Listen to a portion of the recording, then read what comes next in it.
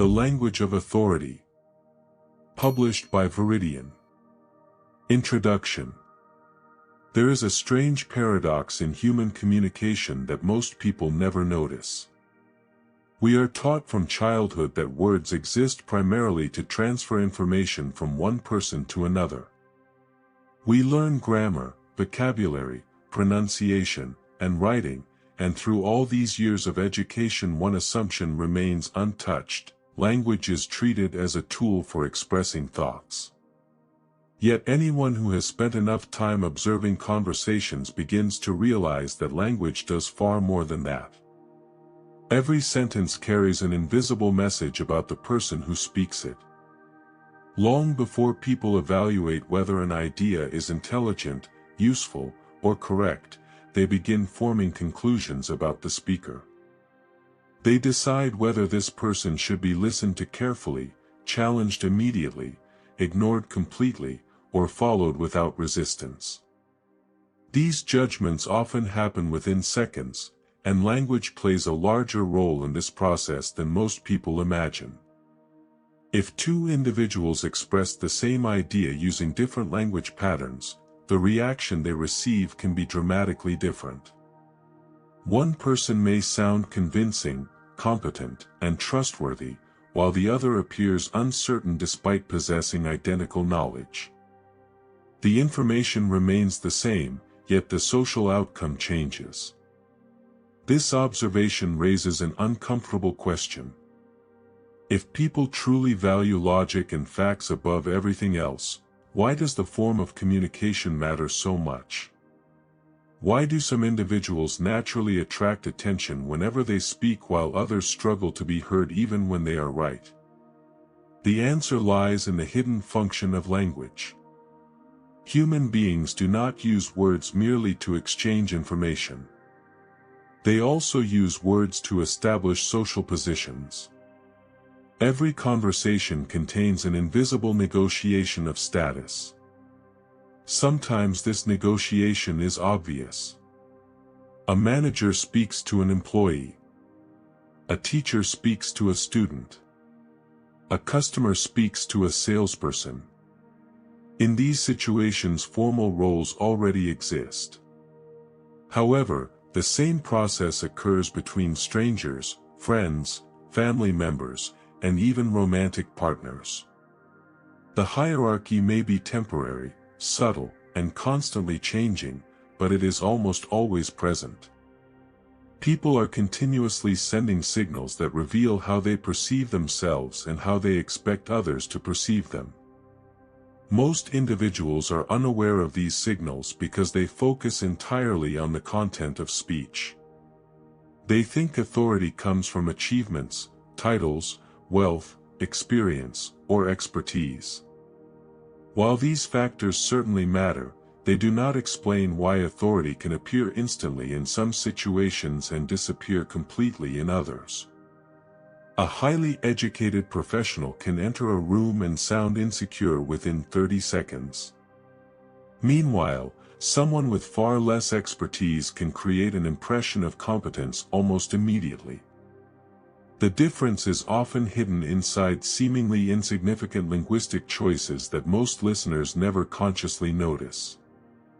Imagine a person who constantly softens every statement. Before expressing an opinion, they explain that they might be wrong. After expressing the opinion, they explain why they could be mistaken. If challenged, they retreat further and begin searching for approval. Nothing about this behavior necessarily reflects intelligence or knowledge. In many cases the person may be exceptionally capable. Yet the language creates a completely different perception. The listener begins to see uncertainty, not because the facts are uncertain, but because the speaker continuously frames them as uncertain. Now imagine another person discussing the exact same topic. This person speaks calmly and directly. They do not exaggerate. They do not become emotional. They simply present conclusions as conclusions rather than possibilities requiring immediate validation. The content may be nearly identical, but the reaction is often very different. People tend to pay closer attention. Questions become less aggressive. Resistance decreases. The speaker appears more credible before any evidence has been examined. This phenomenon reveals something important about human psychology. Authority is not simply possessed. Authority is communicated. It exists partly in the minds of other people, and language serves as one of the primary tools through which those perceptions are shaped. Understanding this fact changes the way we think about communication.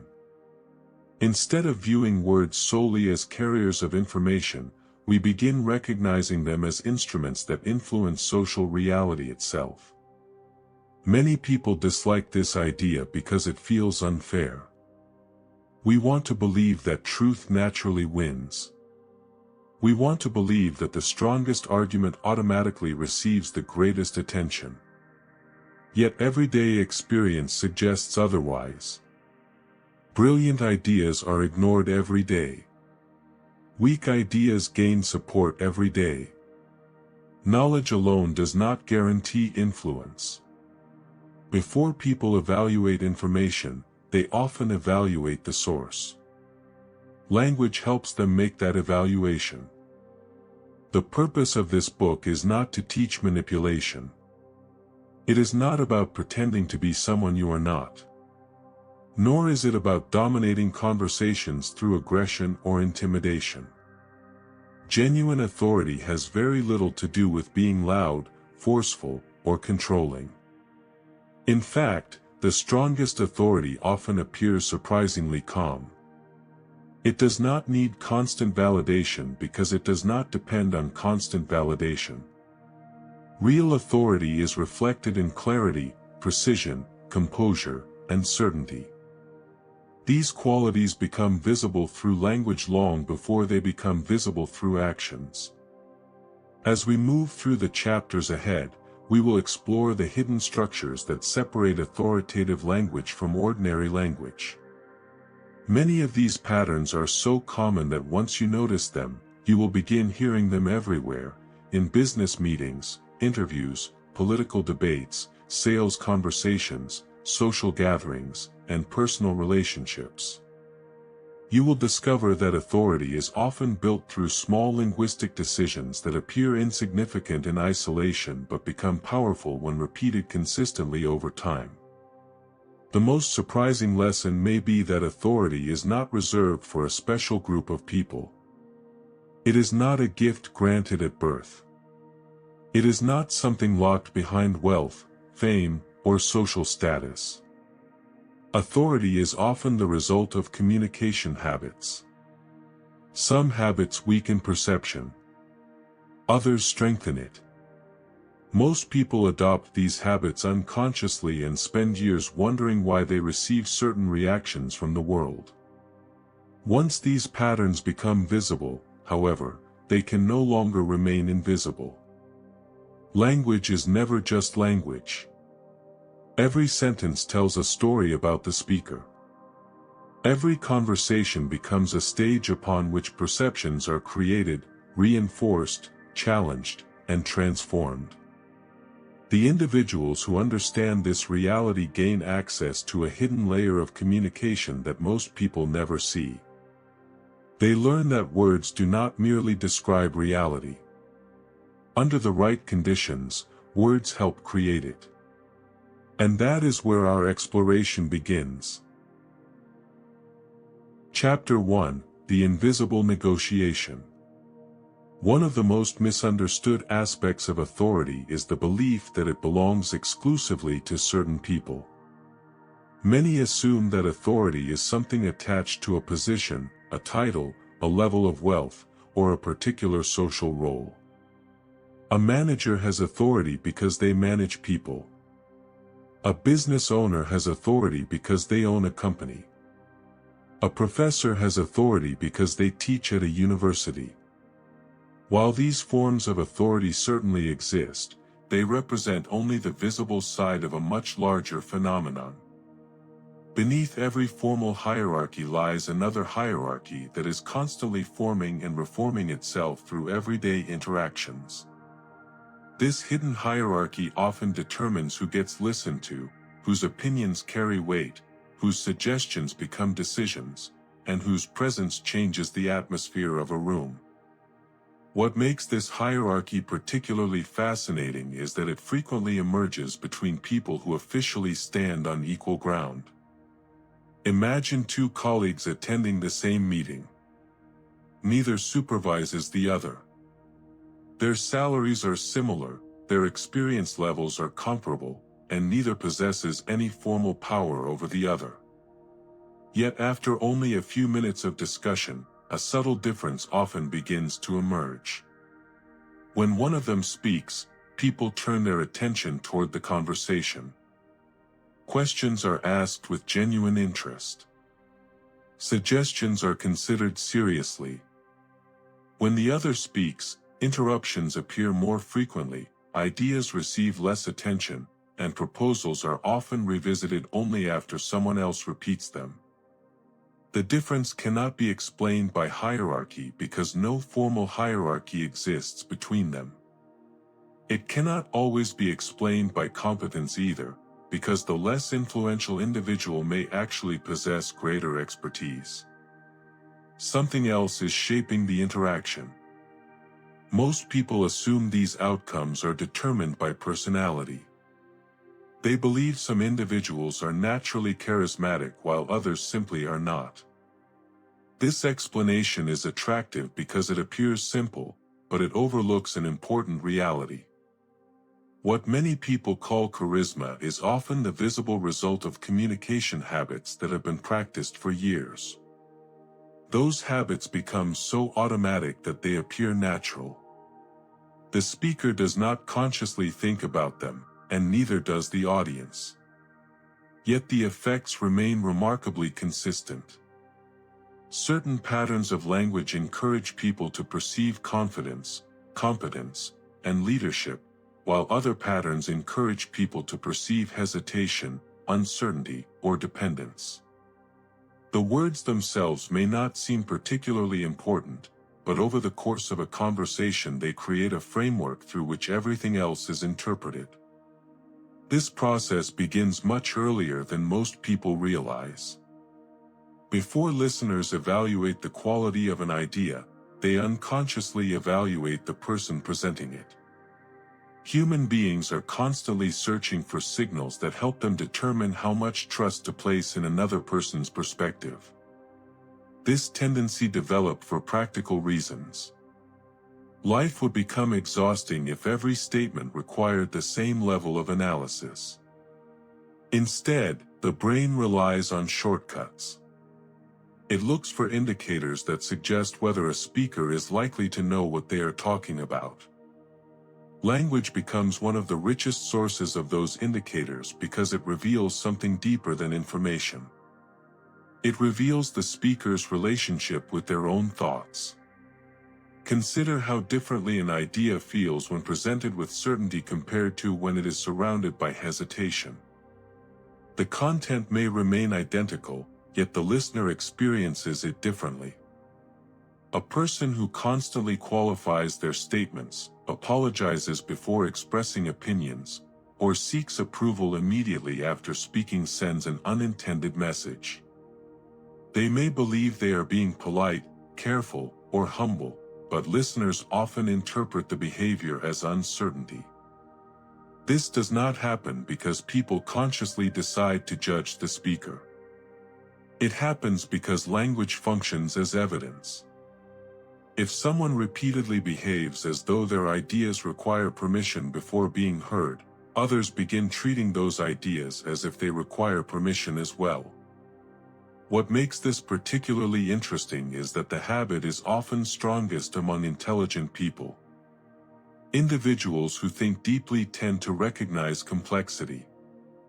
They understand that most issues contain nuances, exceptions, and competing perspectives. Because they are aware of these realities, they become cautious in the way they communicate. Meanwhile, Someone with less knowledge may feel no such caution because they see only a simplified version of the situation. The result is a strange paradox in which expertise sometimes sounds less confident than ignorance. The expert sees 10 variables and therefore speaks carefully. The novice sees one variable and therefore speaks decisively. In social situations, decisiveness is often mistaken for competence, especially during first impressions. This does not mean that authority requires pretending to know more than you do. In fact, genuine authority has very little in common with arrogance. Arrogance attempts to project superiority, while authority projects stability. An arrogant person often feels compelled to dominate conversations because they need constant confirmation of their status. A person with genuine authority does not face the same need. Their communication tends to be calmer because it is not driven by insecurity. They can acknowledge uncertainty when uncertainty genuinely exists, but they do not automatically weaken every statement out of habit. They understand that confidence and accuracy are not enemies. It is possible to communicate clearly while remaining intellectually honest. One reason authority remains so difficult to understand is that people often focus on what is being said while ignoring how it is being said. They remember the topic of the conversation but fail to notice the structure beneath it.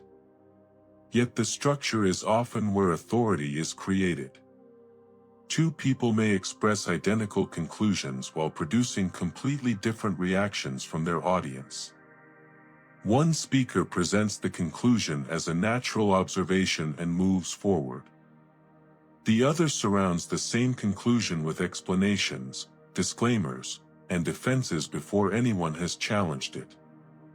Ironically, the second speaker may believe they are strengthening their position by providing additional reasoning. In reality, they sometimes communicate a lack of confidence in the conclusion itself. The audience begins wondering why so much defense is necessary. As these patterns accumulate over weeks, months, and years, they begin shaping reputations. People develop expectations about how a particular individual will communicate long before a conversation starts. Some individuals become associated with clarity, confidence, and direction. Others become associated with hesitation and uncertainty. Once these expectations take root, they influence future interactions. The person who is perceived as authoritative often receives more attention, more trust, and more opportunities to influence decisions. The person perceived as uncertain faces a much steeper climb, even when their ideas are equally valuable. This is why authority cannot be understood merely as a trait. It is better understood as a perception that is continuously reinforced through communication. And because communication habits can be changed, authority becomes far less mysterious than most people imagine. It is not a gift possessed by a select few. It is not hidden inside a particular personality type. It emerges from countless small choices that most people never notice they are making. The invisible negotiation of authority takes place every day, in every conversation, often without a single participant realizing that it is happening. The individuals who learn to recognize this process gain access to something remarkably powerful, the ability to shape how their ideas are received before the ideas themselves are even discussed. Chapter 2: Why People Trust Certain Voices. One of the most interesting questions in human communication is why people choose to trust some voices more than others. At first glance, the answer appears obvious. We trust people who are knowledgeable, experienced, and competent. Yet real life repeatedly demonstrates that trust is not distributed so rationally. There are countless situations in which highly capable individuals struggle to gain credibility, while others manage to inspire confidence almost immediately. This happens in workplaces, friendships, business negotiations, classrooms, social gatherings, and even within families. The pattern is so common that most people eventually accept it as a natural part of life without ever examining the mechanisms behind it. They simply conclude that some people have a special quality that attracts trust while others do not. However, once we begin observing communication more carefully, a different picture emerges. Trust is often treated as something that develops slowly over time, and in many situations that is certainly true. Deep trust usually requires experience, consistency, and evidence. However, there is another form of trust that appears much faster. It emerges within minutes or even seconds of an interaction. This initial trust is not based on a person's history because the listener frequently knows nothing about that history. Instead, it is based on prediction. The listener unconsciously asks a simple question: what is this person likely to be like in the future? Human beings constantly make these predictions because uncertainty creates discomfort. Whenever we encounter someone new, our minds immediately begin searching for clues that can reduce that uncertainty. Language becomes one of the most important sources of those clues because it provides direct access to how another person organizes their thoughts. What many people fail to recognize is that listeners rarely analyze speech in a purely logical manner. They are not simply evaluating information. They are evaluating the speaker's relationship with the information. Two individuals can present the same idea while creating entirely different impressions. One may appear thoughtful and reliable, while the other appears hesitant or uncertain. The difference often lies not in the content but in the way the content is delivered. Listeners are constantly searching for signs of internal confidence. They want to know whether the speaker believes their own conclusions. This does not mean confidence automatically creates trust, but it does mean that confidence influences how information is received.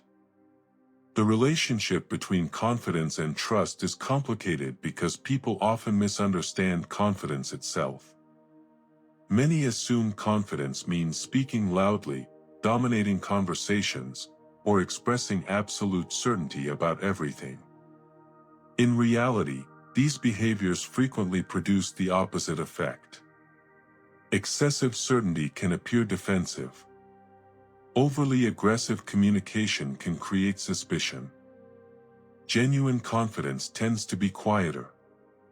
It often appears as an absence of unnecessary anxiety rather than the presence of exaggerated self-assurance. A confident speaker does not constantly rush to defend every statement because they are comfortable allowing their ideas to stand on their own. They communicate as though disagreement is possible without viewing disagreement as a threat.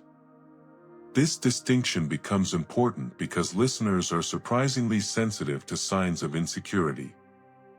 A person who constantly seeks validation after expressing an opinion unintentionally teaches others to question that opinion. Someone who repeatedly explains why they might be wrong before presenting a conclusion invites listeners to focus on potential weaknesses rather than the value of the idea itself.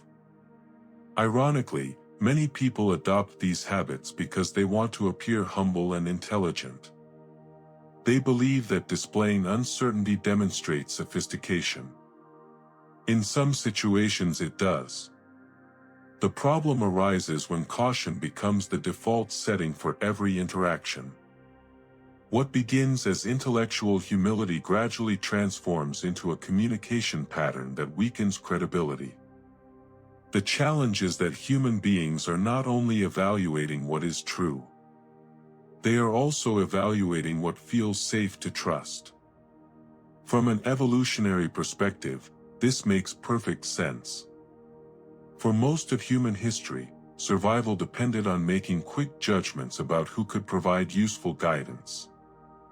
People needed to determine who seemed capable of navigating uncertainty, solving problems, and making decisions under pressure. Those instincts continue to influence modern interactions even though the environment has changed dramatically. When listeners encounter someone who appears comfortable with responsibility, they often experience a subtle sense of reassurance. They may not even realize why they feel it. The language simply creates an impression of stability. This helps explain why clarity is such a powerful component of authority. Clarity does not necessarily mean simplicity. Complex ideas can be communicated clearly. Instead, clarity reflects the speaker's ability to organize thoughts into a form that others can understand.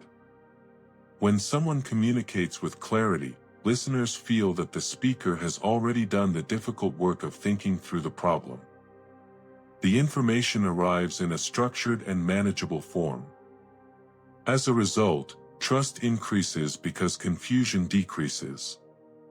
People often mistake this process for intelligence itself, but what they are actually responding to is the visible evidence of organized thinking. Confusion produces the opposite effect.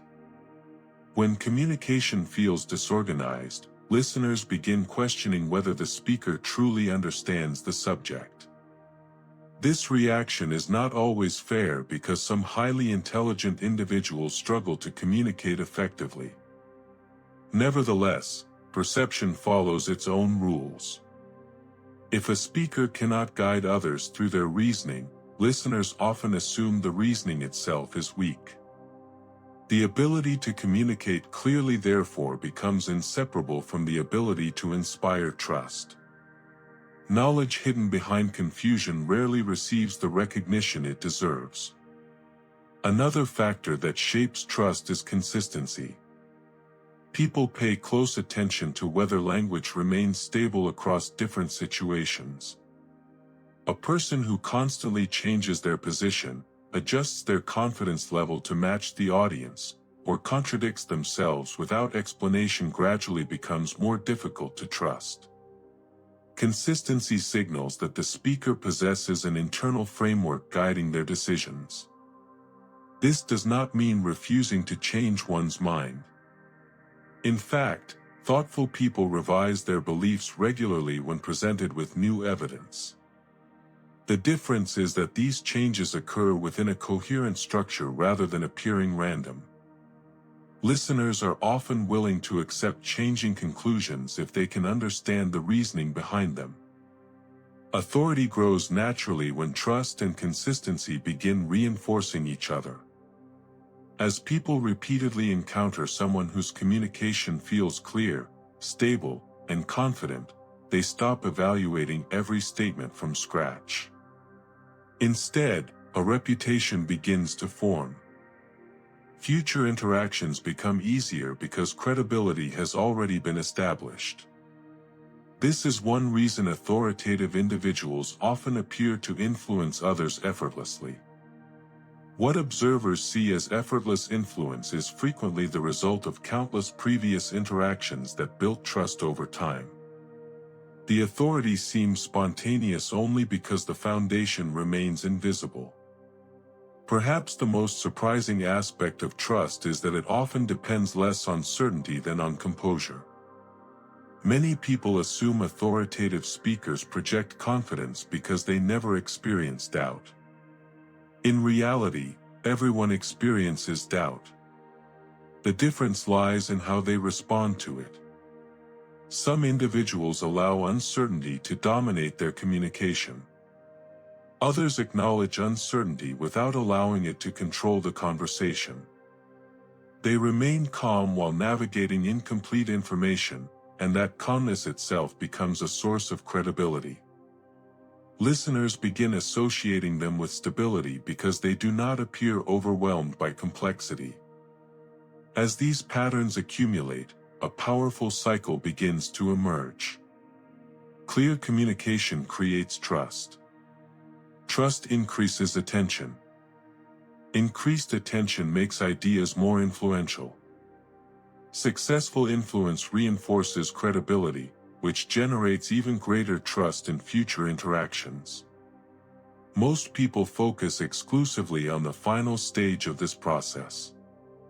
They see someone whose opinions carry weight and assume authority appeared magically.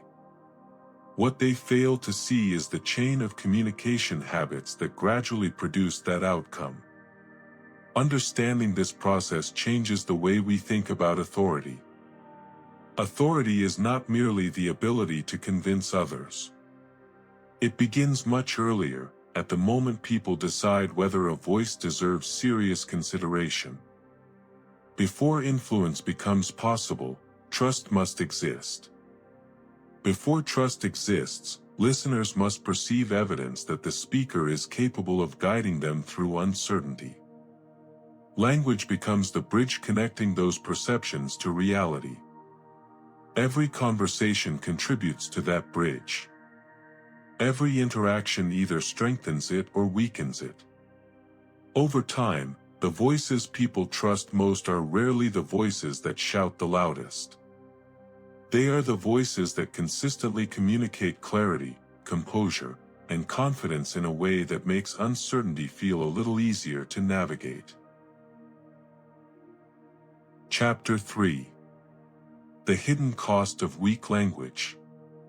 One of the most damaging myths about communication is the belief that words are merely containers for ideas. According to this view, as long as the information inside the container is valuable, the container itself does not matter very much. This assumption sounds reasonable because people like to think of themselves as rational. We prefer to believe that we evaluate ideas based on their merit and that the language used to present those ideas plays only a secondary role. Yet everyday experience tells a different story.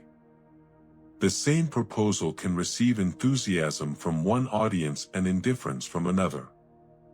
The same observation can appear insightful when spoken by one person and unremarkable when spoken by someone else. Even within a single conversation, identical information can produce completely different reactions depending on how it is communicated. These differences are rarely accidental.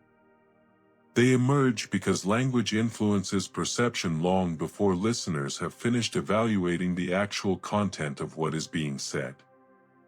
Many people spend years developing expertise without realizing that they are simultaneously developing communication habits that undermine the very expertise they are trying to express.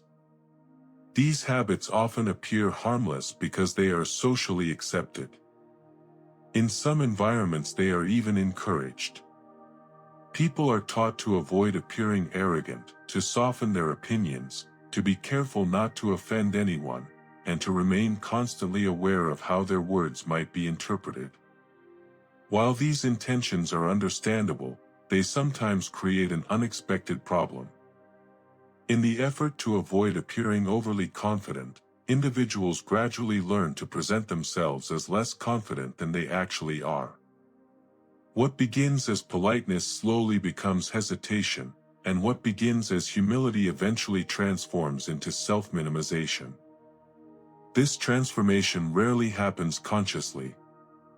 Very few people wake up one morning and decide that they want their ideas to be taken less seriously. Instead, the process develops through countless small adjustments made over many years. A person learns that disagreement feels uncomfortable, so they begin cushioning their statements. They discover that strong opinions occasionally attract criticism, so they start adding qualifications before expressing those opinions. They notice that certainty can provoke resistance, so they become increasingly cautious in their language. Each adjustment seems insignificant on its own. The problem is that communication is rarely judged through isolated moments. People respond to patterns. When enough of these adjustments accumulate, they create a consistent impression that extends far beyond the speaker's intentions. One of the reasons weak language is so dangerous is that it often disguises itself as intelligence. Intelligent people are usually aware of complexity. They understand that most situations involve multiple variables and that certainty is often limited. Because they recognize nuance, they become reluctant to make strong statements. Meanwhile, less thoughtful individuals may feel perfectly comfortable expressing absolute confidence because they have not yet encountered the complexities that create doubt. The result is a paradox that appears repeatedly throughout professional and social life. The person with the deepest understanding of a subject sometimes sounds less convincing than the person with only a superficial understanding. Listeners interpret confidence as evidence of competence even when the relationship between the two is far weaker than they imagine. This does not mean that confidence should be manufactured artificially. People eventually recognize when certainty lacks substance. However, there is an important difference between acknowledging uncertainty and building an entire communication style around it. A person can recognize complexity internally while still communicating clearly.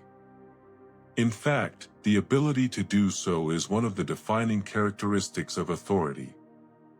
The goal is not to eliminate nuance but to prevent nuance from overwhelming communication. Listeners do not need to witness every doubt, every possibility, and every alternative explanation that exists inside the speaker's mind. They need guidance. They need clarity. They need to feel that someone has already navigated the complexity and arrived at a conclusion worth considering. Weak language often emerges when speakers attempt to transfer their internal uncertainty directly into their external communication. Instead of presenting a conclusion, they present the entire process of arriving at that conclusion. Instead of offering direction, they expose every hesitation that accompanied their thinking. While this approach may feel intellectually honest, it frequently places an unnecessary burden on the listener. The audience is no longer evaluating a conclusion. They are evaluating the speaker's uncertainty about the conclusion. As a result, attention shifts away from the idea itself and toward the confidence with which the idea is being presented. This shift has consequences that extend far beyond individual conversations. Over time, language shapes reputation. People begin forming expectations about how someone communicates, and those expectations influence future interactions. A person who consistently presents ideas with hesitation gradually becomes associated with hesitation itself. Colleagues start questioning recommendations more aggressively. Clients become less certain about decisions. Friends seek advice elsewhere. None of these outcomes occur because the individual's knowledge has declined. They occur because language has trained others to interpret that knowledge through a particular lens. The most frustrating aspect of this process is that it often remains invisible to the person experiencing it. When ideas are ignored, most people assume the problem lies within the ideas. When opportunities disappear, they assume additional expertise is required. When influence decreases, they focus on acquiring more information. Rarely do they examine the communication patterns that may be shaping these outcomes. As a result, they continue investing in knowledge while neglecting the vehicle through which that knowledge reaches other people. They become increasingly capable yet remain unable to communicate that capability effectively. Another hidden cost of weak language is that it affects not only how others perceive us but also how we perceive ourselves. Communication is not a one-way process. The words we use repeatedly influence our own thinking. A person who constantly frames their opinions as tentative begins reinforcing a sense of uncertainty. Someone who habitually minimizes their contributions starts viewing those contributions as less valuable. Over time, language becomes a mirror reflecting a diminished version of the self. The speaker is no longer simply communicating hesitation. They are strengthening it. This feedback loop explains why communication habits can become surprisingly difficult to break. They are not merely patterns of speech. They become patterns of identity. After years of presenting oneself cautiously, direct communication may begin to feel uncomfortable. Clarity may feel aggressive. Confidence may feel unnatural. The individual becomes so accustomed to weakening their own message that stronger communication appears risky even when it is entirely appropriate. Yet the discomfort does not indicate that confident communication is wrong. It often indicates only that the previous habits have become deeply familiar. The opposite process can occur as well. When people learn to communicate with greater clarity and conviction, they often notice changes extending beyond the reactions of others. Their own thinking becomes more organized. Decision-making becomes easier. Internal hesitation decreases. This happens because language and thought are deeply connected. The structure of one influences the structure of the other. As communication becomes clearer, thinking frequently becomes clearer too.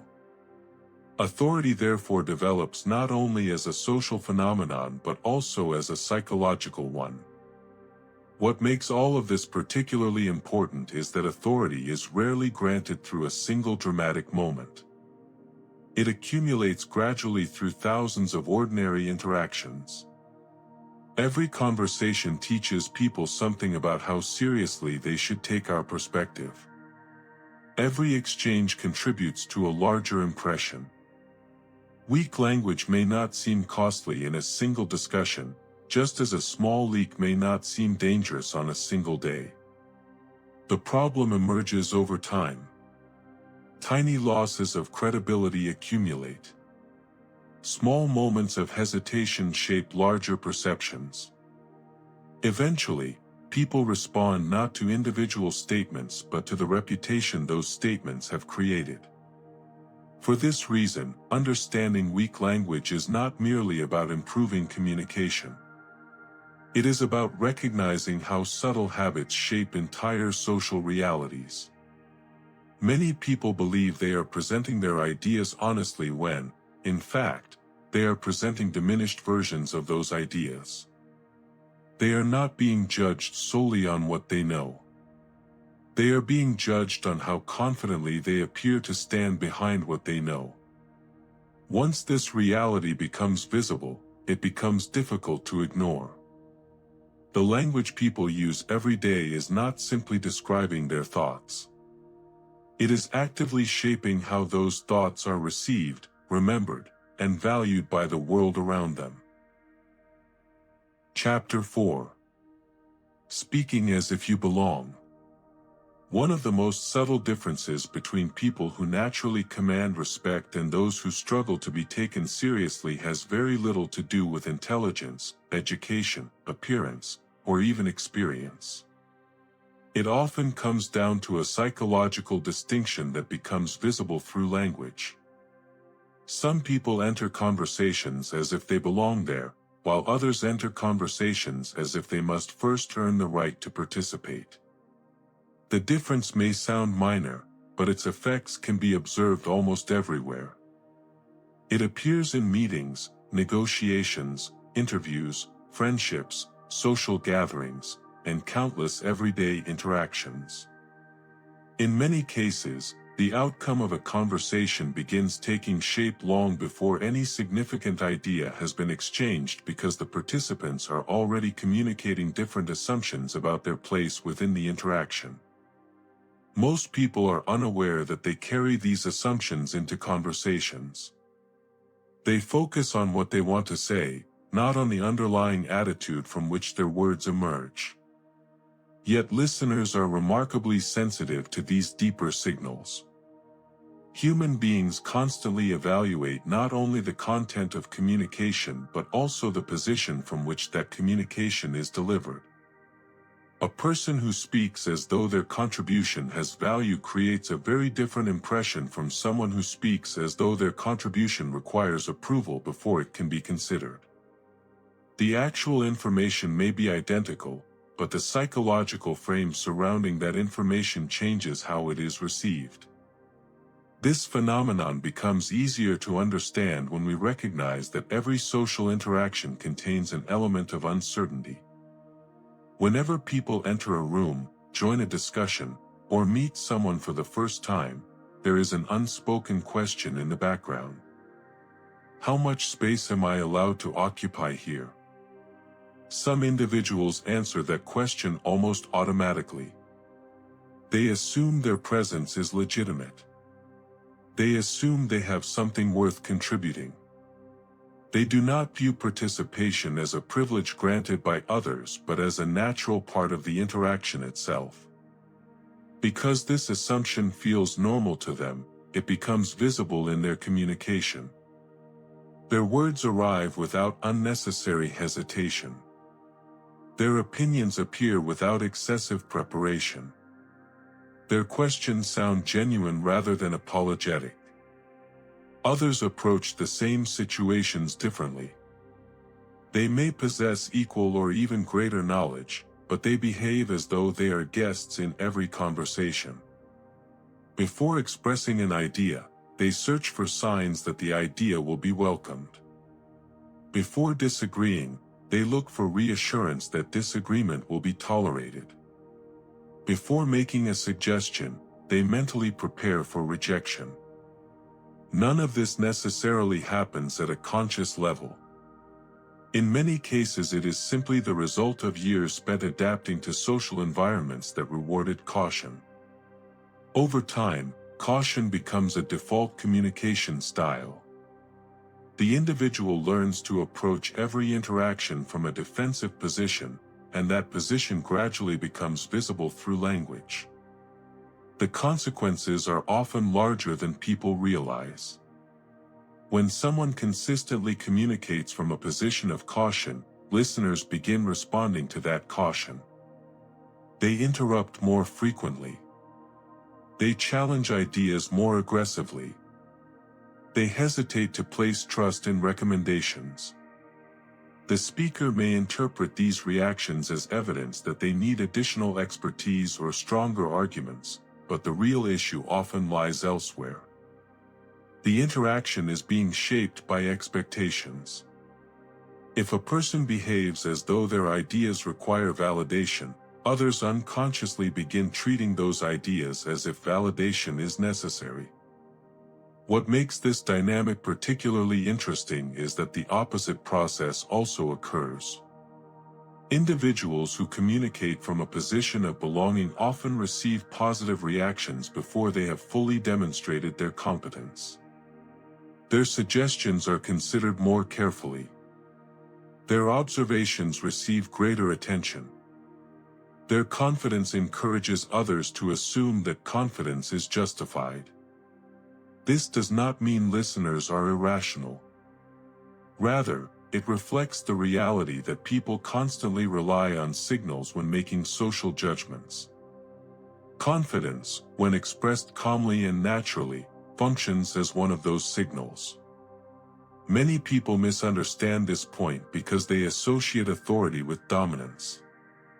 They imagine that speaking as though you belong means speaking loudly, aggressively, or with complete certainty about everything. In reality, such behaviors often reveal insecurity rather than confidence. Genuine authority rarely needs to announce itself. It appears through comfort rather than force. A person who truly feels entitled to participate in a conversation does not need to dominate it. They do not need to prove their worth every few minutes. They simply contribute as though contribution is normal. This creates an impression of stability that others instinctively recognize. The concept of belonging becomes even more important when we consider how authority develops over time. Most people assume authority emerges after repeated success. They imagine that confidence is the reward for accomplishment. In some cases this is true. Experience can certainly strengthen confidence. However, the relationship often works in the opposite direction as well.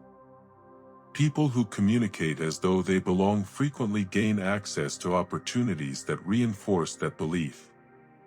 Because they are more willing to speak, they become more visible.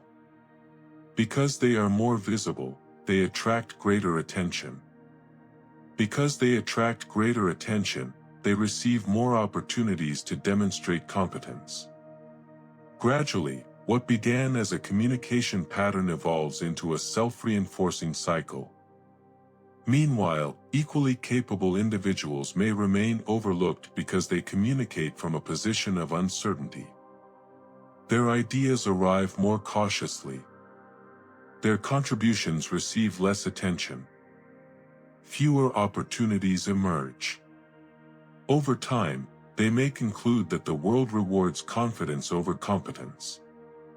While there is some truth to this observation, it misses an important detail. Confidence influences whether competence becomes visible in the first place. People cannot consistently recognize value they never have the opportunity to see. Another reason belonging matters is that listeners are constantly searching for signs of social comfort. Individuals who appear comfortable in a particular environment create a sense of reassurance. Their behavior suggests familiarity rather than anxiety. This familiarity often becomes contagious. Others begin treating them as though they naturally fit within the situation because the individual is already behaving that way. The process resembles a form of social confirmation. People look to the speaker for cues, and the speaker's comfort provides those cues. This effect can be observed in environments where formal authority is absent. Consider a group of strangers discussing a topic none of them have encountered before. No hierarchy exists. No titles determine who should lead. Yet within a short period of time, certain voices begin carrying greater influence.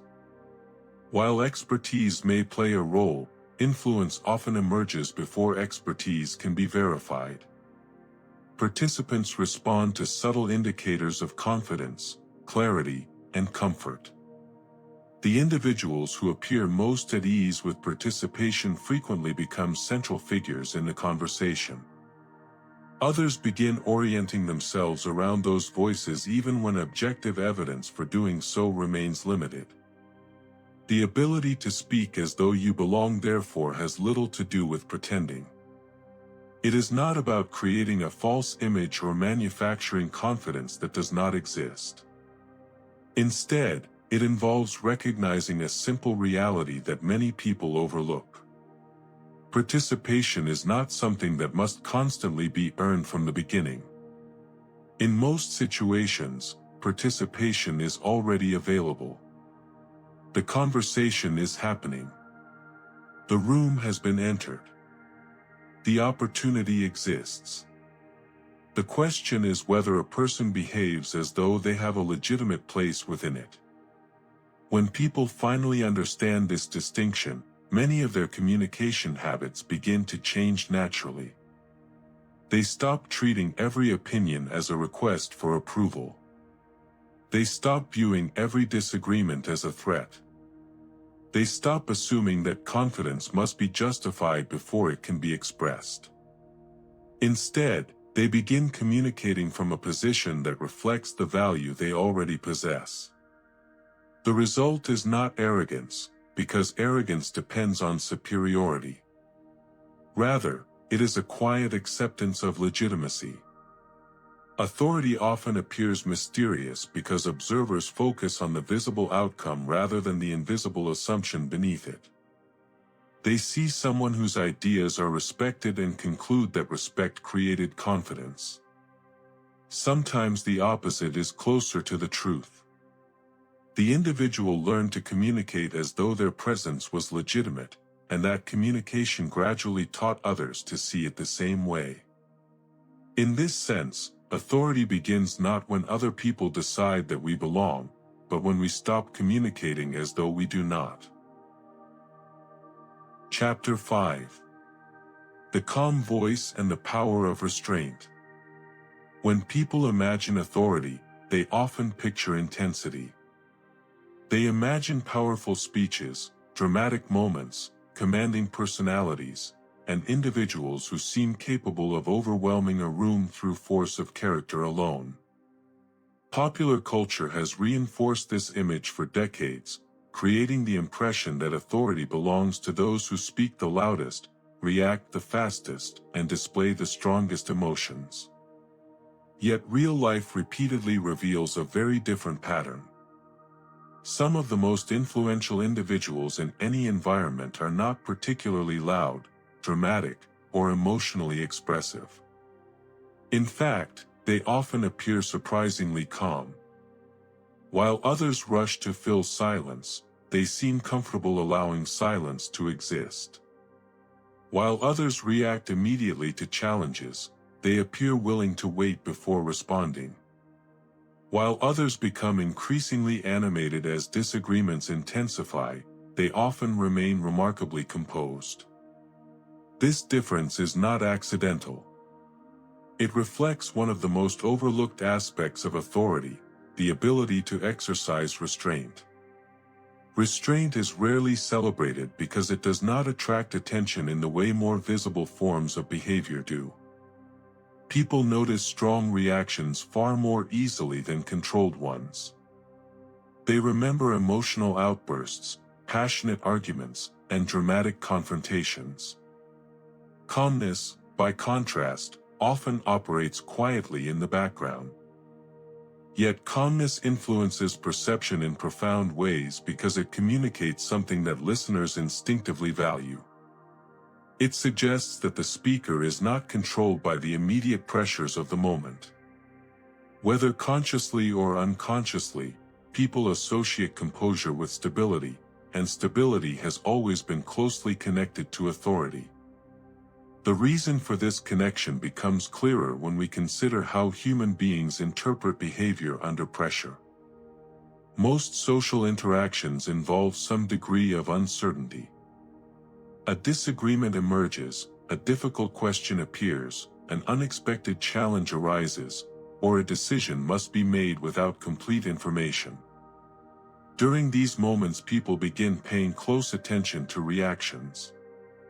They want to know who appears capable of navigating uncertainty without becoming overwhelmed by it. The individual who remains composed often creates an impression of competence even before any solution has been offered. This happens because calmness functions as evidence. It suggests that the situation is manageable. If the speaker appears comfortable, listeners begin assuming there may be a reason for that comfort. This process helps explain why emotional urgency sometimes weakens authority rather than strengthening it. Many people believe that demonstrating passion will automatically increase the impact of their message. Passion certainly has its place, and enthusiasm can be persuasive under the right circumstances. The problem arises when emotional intensity becomes excessive. Once emotions begin dominating communication, attention shifts away from the message itself and toward the speaker's emotional state. Listeners start evaluating the reaction rather than the argument. They become less focused on what is being said and more focused on why it is being said with such intensity. As a result, the message often loses some of its influence. Calm communication produces a different effect because it directs attention toward the content rather than the emotion surrounding it. A composed speaker does not appear desperate for agreement. They do not seem threatened by disagreement. They communicate as though the strength of the idea is sufficient on its own. This creates a subtle but important shift in perception. The listener begins focusing on the idea itself because the speaker's behavior suggests confidence in its ability to stand independently. The absence of emotional pressure makes evaluation easier, and easier evaluation often leads to greater trust. One reason restraint contributes so strongly to authority is that it communicates abundance rather than scarcity. People who constantly rush to defend themselves often create the impression that their position is fragile. They behave as though every disagreement represents a serious threat that must be addressed immediately. By contrast, individuals who exercise restraint appear less dependent on immediate validation. They do not feel compelled to answer every criticism, correct every misunderstanding, or win every argument. Their behavior suggests that a temporary disagreement does not endanger their position. This perception of stability frequently strengthens authority because it implies confidence in a broader sense. The speaker appears secure enough to tolerate uncertainty without reacting impulsively. This principle becomes particularly visible in conversations involving conflict. Many people assume authority requires dominating opposition. They imagine that strong leaders always have an immediate response, always possess a counterargument, and always maintain control of the discussion. In reality, attempts to dominate often reveal anxiety rather than confidence. The need to control every aspect of an interaction can signal fear that the conversation may move in an unfavorable direction. Truly authoritative communicators often display the opposite tendency. They are willing to let others speak. They are willing to hear criticism. They are willing to tolerate moments of ambiguity. This willingness does not emerge from weakness but from confidence that their position can survive examination.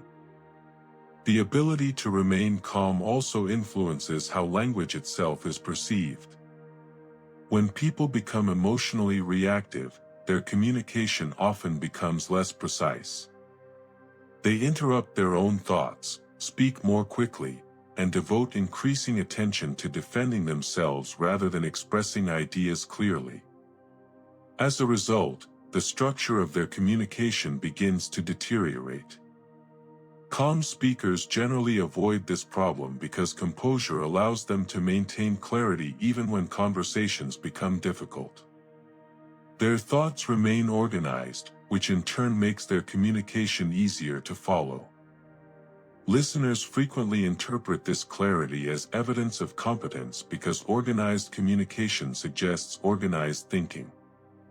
Another important aspect of restraint involves the relationship between authority and silence. Many people fear silence because they interpret it as a sign that something has gone wrong. When a pause appears in a conversation, they rush to fill it. They explain further, add qualifications, repeat themselves, or introduce new arguments. Yet silence often serves an important function. It creates space for ideas to settle. It allows listeners time to process information. It demonstrates that the speaker is comfortable enough not to fill every moment with words.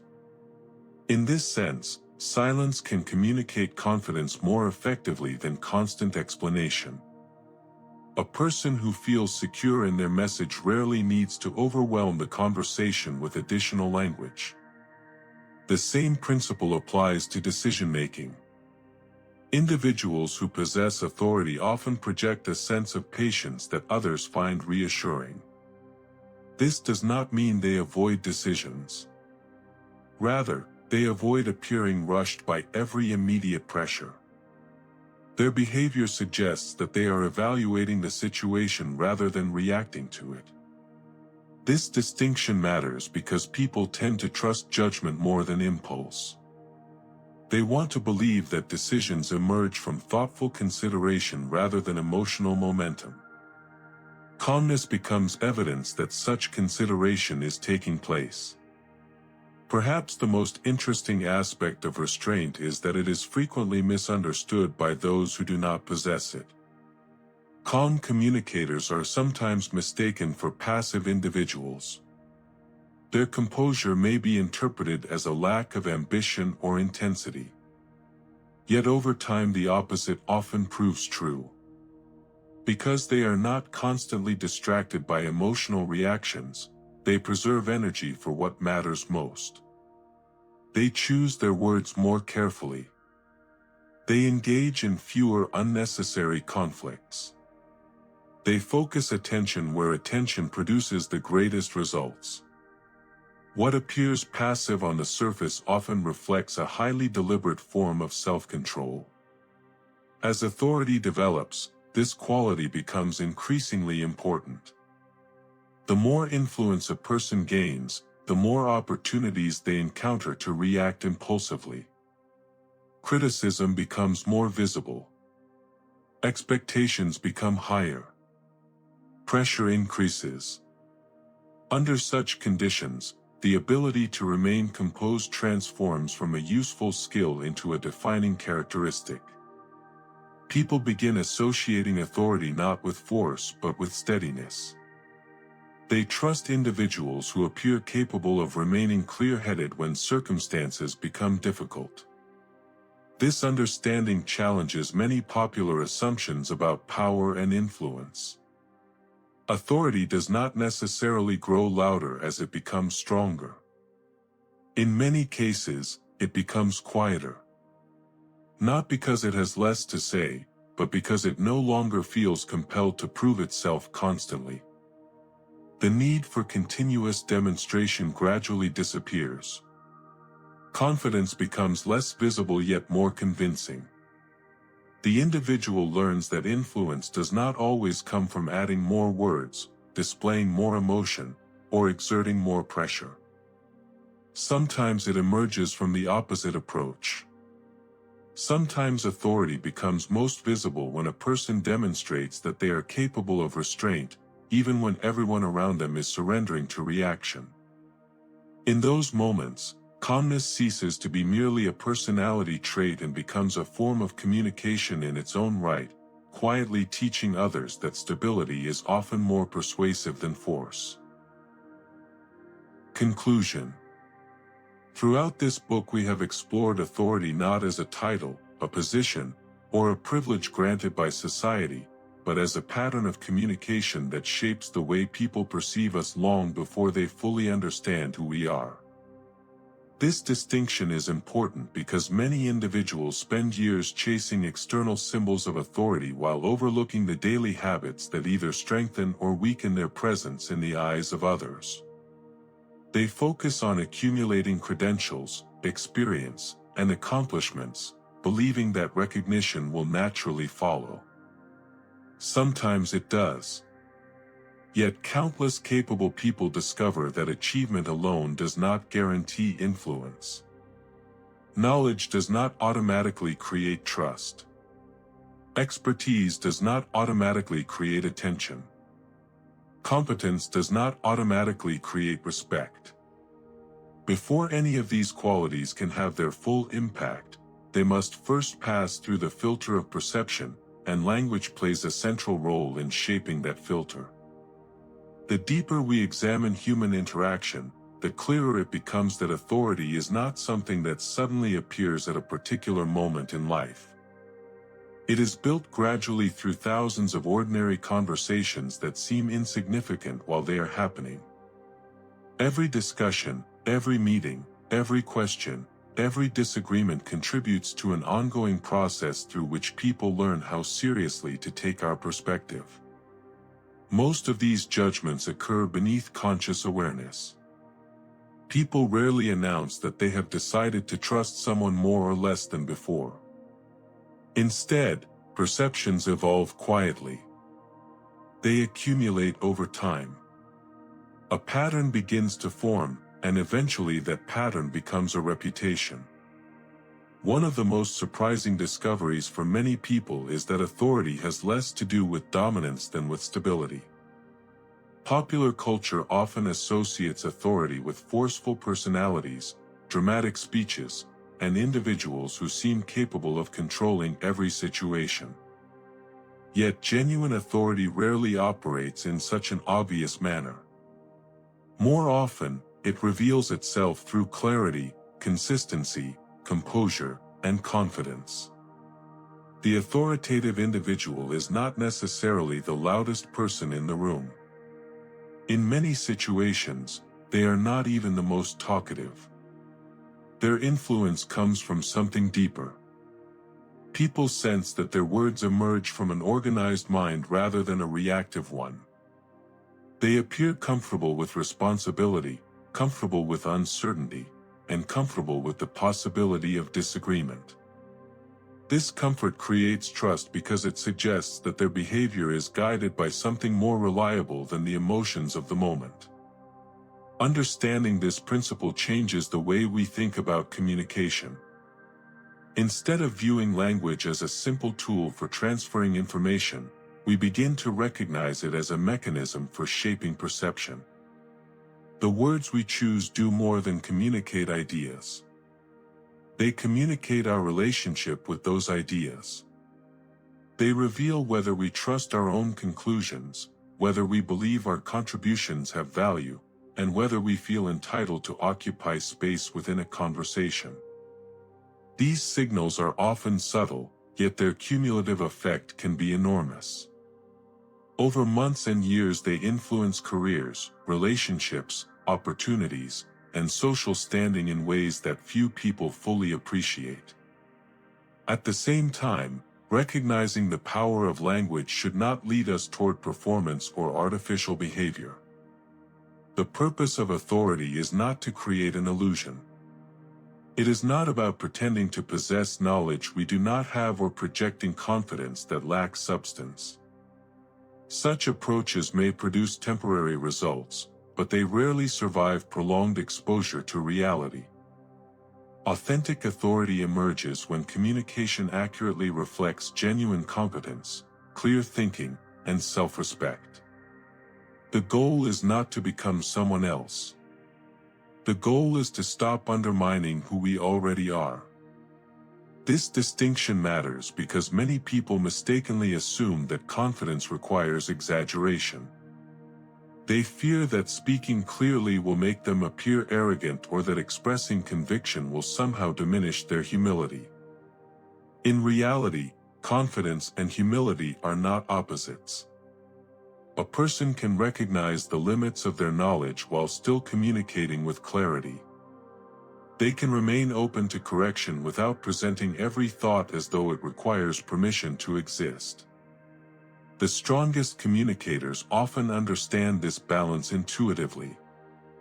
They know that uncertainty does not need to be hidden, but it also does not need to dominate every interaction. Perhaps the most valuable lesson in the language of authority is that people often teach others how to perceive them. This process is rarely intentional, yet it happens continuously. Through repeated communication patterns, individuals establish expectations. They show others what level of confidence to associate with their ideas, what level of trust to place in their judgment, and what role they expect to occupy within social interactions. These expectations eventually become self-reinforcing. Those who communicate with clarity are often granted more opportunities to demonstrate competence. Those who communicate with hesitation may find themselves overlooked even when their abilities are equally strong. The difference frequently begins with language long before it becomes visible in outcomes. As a result, authority should not be viewed as a destination. It is not a point that a person reaches and then permanently possesses. Instead, it functions more like a relationship between communication and perception, one that must be maintained through consistent behavior. Every conversation contributes to that relationship. Every interaction either strengthens or weakens it. The process never completely stops because human beings never stop forming impressions of one another. Authority remains dynamic, constantly shaped by the signals we send and the interpretations those signals create.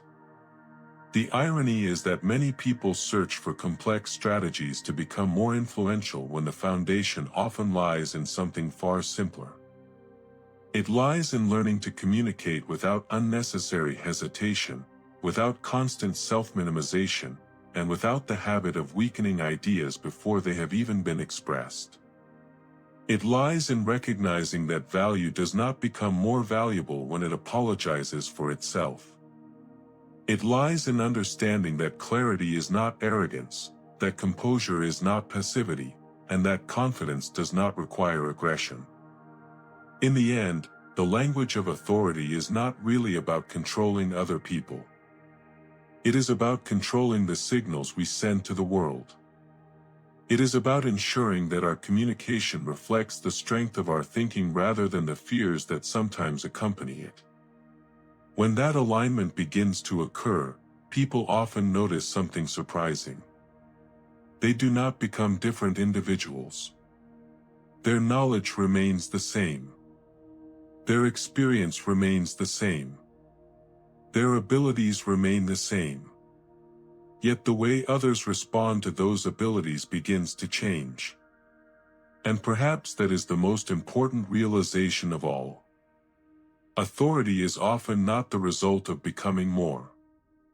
It is the result of finally allowing what is already there to be seen.